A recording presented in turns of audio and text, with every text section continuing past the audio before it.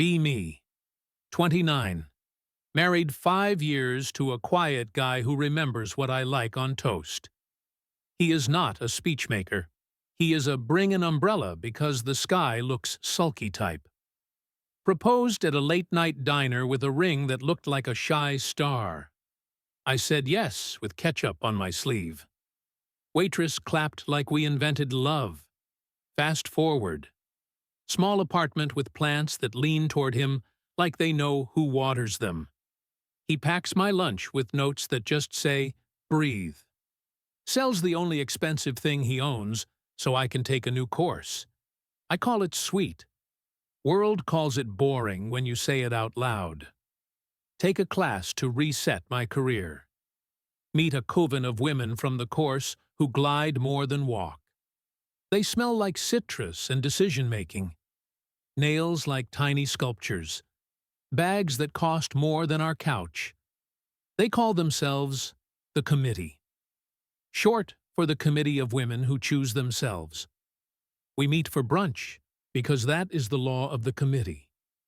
First brunch. Sunlight like a spotlight. Pancakes that look like a magazine photo. They line up rings on the table like a museum display. Debate sparkle physics. I ask a question from the village of the uninitiated. Do people really upgrade rings after the wedding? The table pauses, then laughs like a bell choir. The bold one says, of course. Love grows, so the ring should grow. Another says, it is like a performance review but with diamonds. I laugh like I am in on it. I am not in on it. I look at my ring. I see fries at 2 in the morning. I see a trembling hand. I see a promise that never tried to be a billboard. Then I see their faces. Now it looks like a raindrop sitting next to a chandelier. They talk about being invested in. Trips purchased as apologies. Surprise bracelets that apologize for nothing. Husband handles everything. Money is stress, and I am an art piece. Question mark floats over my head like a balloon. Is that allowed? Does it feel good? Does it feel like being held? They smile at me the way you smile at a kid who just learned doors can lock. One asks if my ring is a promise ring. Everyone's laugh is a champagne spray. My laugh is a paper cut. Go home. Scroll through a feed that knows blood in the water. My feed becomes a chorus. Do not waste your brightest years being a side quest. Choose rest. Choose softness. Choose you. Choose a handbag while you are at it. I used to roll my eyes at this. Now I squint, like maybe the letters are trying to tell me my fortune. The word feminism floats past with sparkles on it. The caption says, respect is paid in cash and days off. Start a few small projects from the course. Get a client named Luca. He has a smile that is a practiced handshake. He calls me a force. Says the work is luminous. My husband says the work is good. Luminous versus good sights in my chest, like two birds fighting over a seed. Brunch number 2. The committee orders oysters and opinions. Bold one leans in. If he loves you, he will invest in your expansion.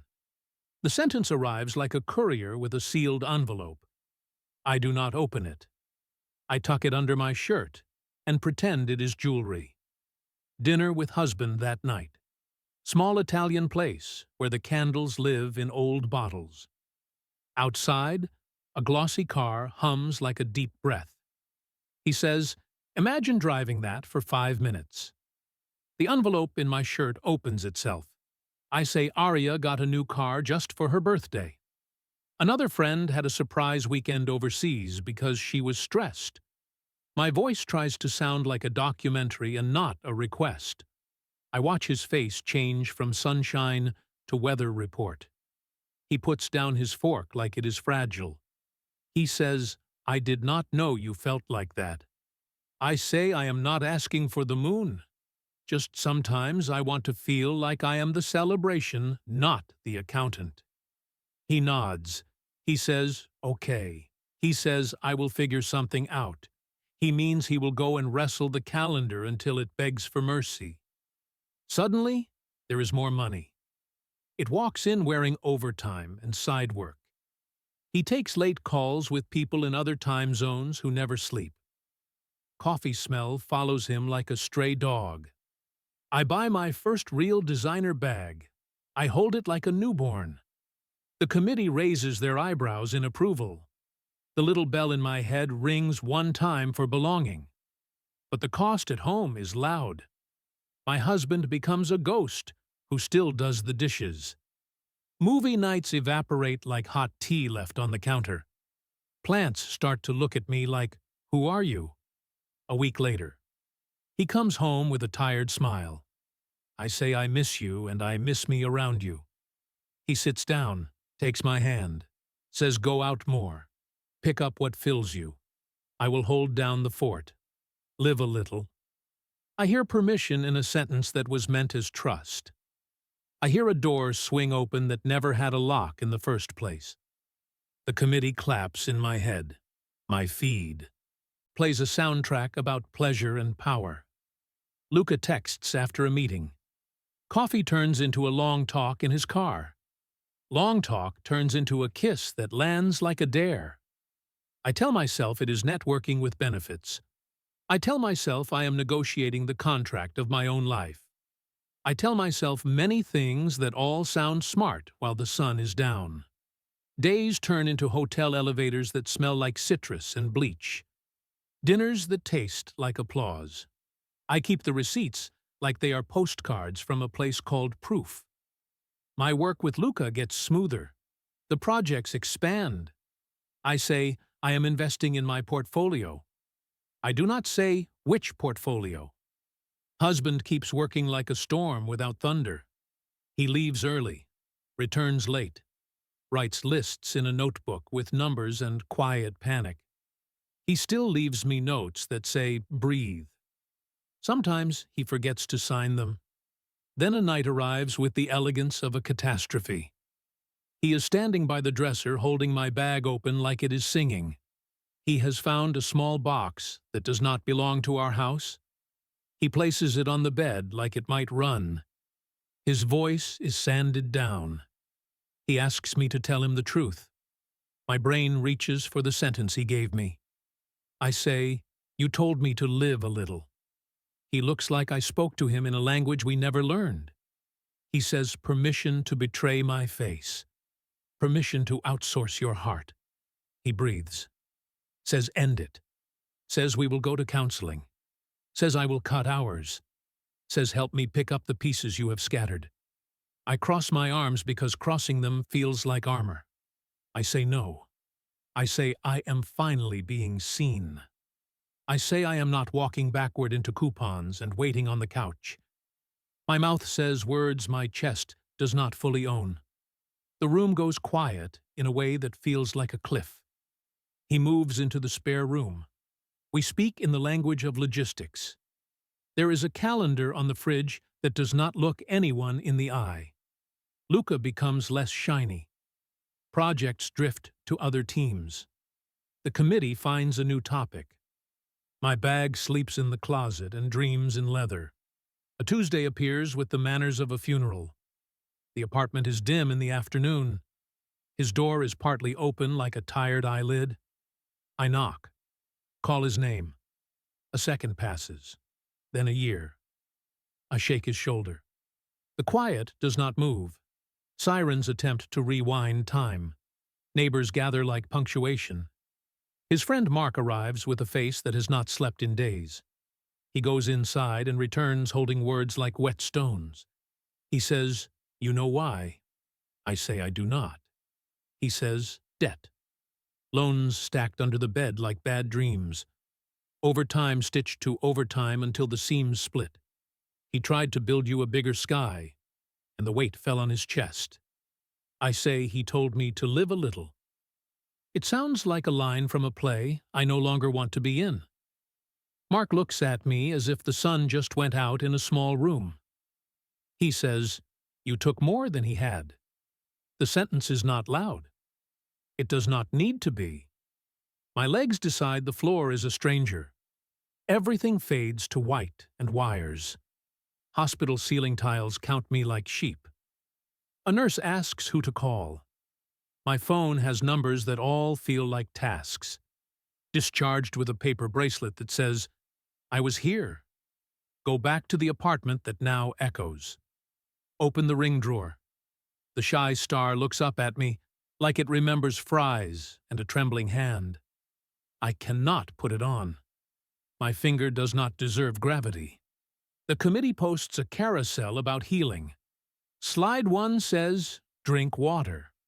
Slide 2 says release guilt because it is a tool of control. Slide 3 says, treat yourself to something small that makes you smile. I stare at the bag sleeping in the closet. It does not smile back. I start cleaning for lack of any other ritual. Find notebooks, lists of numbers, calculations with circles around them, the word plan written like a prayer. Pages of ideas for a weekend trip he never had time to surprise me with. Notes about what foods I like recently. A recipe for pancakes with a heart next to it. Breathe in his handwriting. Breathe in mine. I think about feminism. Not the sparkly kind that looks good in a caption. The kind that asks, what is the cost and who pays it? The kind that says, mutual care is not a downgrade. The kind that says, love is not a venture round. I make tea, and it tastes like a confession. Open my phone. Hover over the group chat named Committee.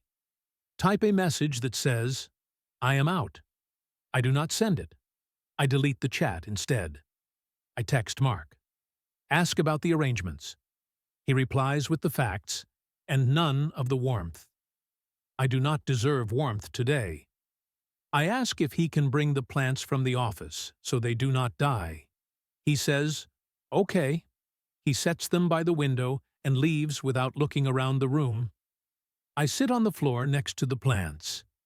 The sunlight climbs the wall like a slow apology.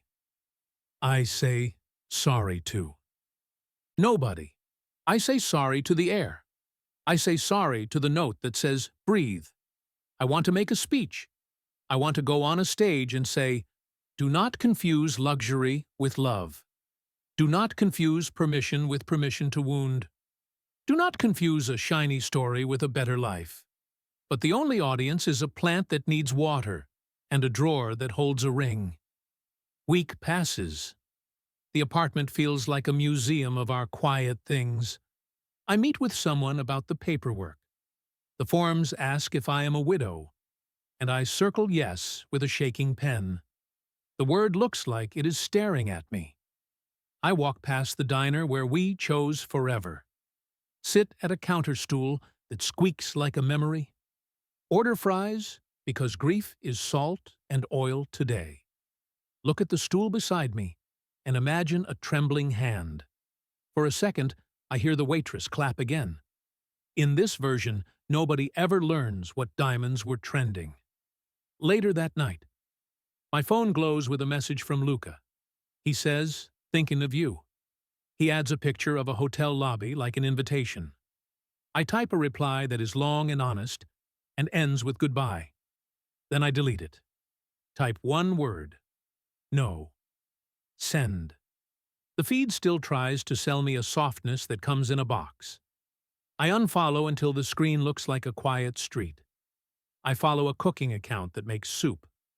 I follow a rescue shelter that posts old dogs who need naps. Days keep coming regardless. I learn to cook pancakes from his notebook. The first one is a disaster. The second one is a circle. The third one tastes like a small forgiveness. I visit the grave with a paper cup of coffee and half a pancake wrapped in foil. Talk to the grass like an idiot. Tell him the plants are leaning again. Tell him I still wear the notes on my ribs when I try to sleep. Tell him I am learning the difference between being seen and being displayed. I put the shy star ring back on for the visit. It is too late and exactly on time. I stand there long enough for the coffee to go cold. Leave the pancake on the stone because it feels like a prayer in syrup. On the way home, I pass a thrift store. Impulse makes me go in. Trade the designer bag for a pile of linen and a wooden chair that wobbles like honesty. The clerk asks if I am sure. I say yes, with ketchup on my sleeve, in a different life. I carry the chair up 3 flights. Set it by the window for the plants. Make tea that tastes like the first page of a new notebook. Write, breathe at the top. Then write water the plants. Then write, call your mother. I do not want to make a moral. I do not want to carve a rule into anyone's day. I only want to say this quietly, to the room. One kind of feminism says, choose yourself. Another kind of feminism says, remember that a household is also a self. Mine will be the kind where both people can breathe. Mine will be the kind with pancakes and rain and patience. Mine will not keep score in carrots. The committee posts another carousel. I do not see it. I am busy burning a candle that smells like plain air. I am busy fixing the wobble of the chair. I am busy writing a letter I will never send that says, you were not boring, you were shelter. Months pass like a slow procession of small rains. I volunteer at the shelter that posts the old dogs. One of them snores like a broken printer. I name him Toast because he is warm and a little burnt around the edges. He looks at me with a face that says, put the phone down. There is no thunderous redemption. There is no viral apology. There are plants by the window. There is a dog who thinks my laugh is a treat. There is a ring that sits in a shallow dish and does not demand a parade. There is a memory of a man who packed my lunch and wrote breathe. Sometimes I still walk by glossy cars. Sometimes I think about chandeliers on fingers. Then I think about pancakes and early mornings and a hand that shook because it was brave. I think about love that never tried to audition. I walk home. Toast snores. The plants lean. The chair wobbles less each week. I am not a motto. I am not a carousel. I am a person who failed loudly and will try to live quietly now. There is no punchline here, only air. And a note on the fridge that says, breathe in his handwriting. I am finally listening.